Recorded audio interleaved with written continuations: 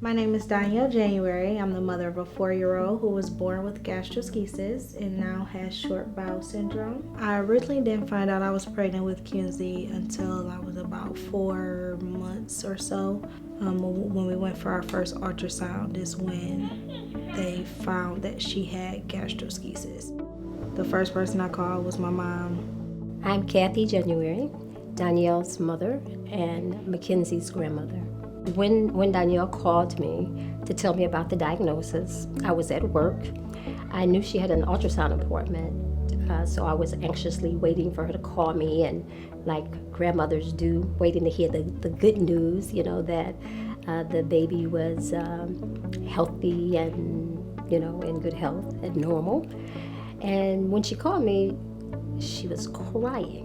And I kept saying, "Oh, what's wrong? What's wrong?" Then that's when she told me that Mackenzie was diagnosed with the gastroschisis. Gastroschisis is basically where the child's intestines are, when the child is born, the intestines are on the outside of the body. So during delivery time, I thought I had it all together because I knew what the expectations were. But when she actually delivered her, I wasn't prepared to see the end results of what I saw. The original plan for her was to basically kind of put it back in until she was born, and they found that was not possible. They actually had to remove 90% of her small intestine. Mackenzie doesn't look what she's been through. My name is Mackenzie and I'm 4 years old. And because this has been Mackenzie's way of life, going into the hospitals and getting hooked up to her TPN and, things of that nature, this was just part of her life. Mackenzie has always been a happy baby. From day one, she always had a smile on her face. One of her things that she loves to do is arts and crafts. She loves to draw hearts, which to me signifies that the girl got a lot of love. She's had 11 surgeries at this point. Numerous hospital stays. I can't even count on one hand.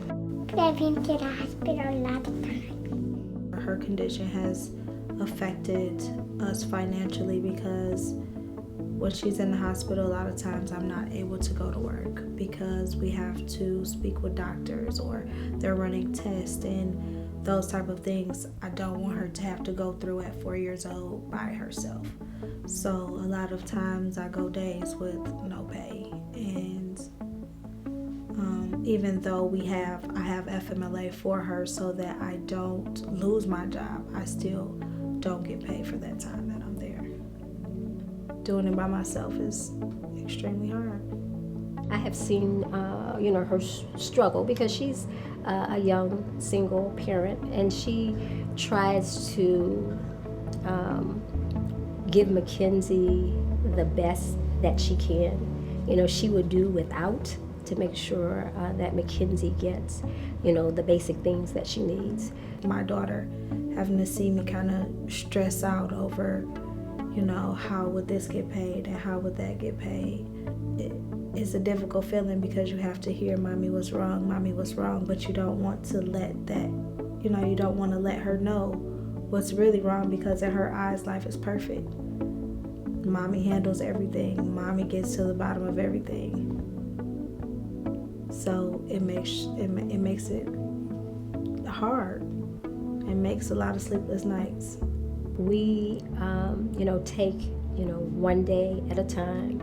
And a lot of times things are going just perfect, but you never know when you might be that one that has that need, or your family, is one that might have that need. So it's just great, for if, one can, is to donate to make life easier for those that are in need. I never knew how strong I could actually be until I had her. God gave me the strength to actually be able to endure everything that she goes through, because everything she goes through, I go through.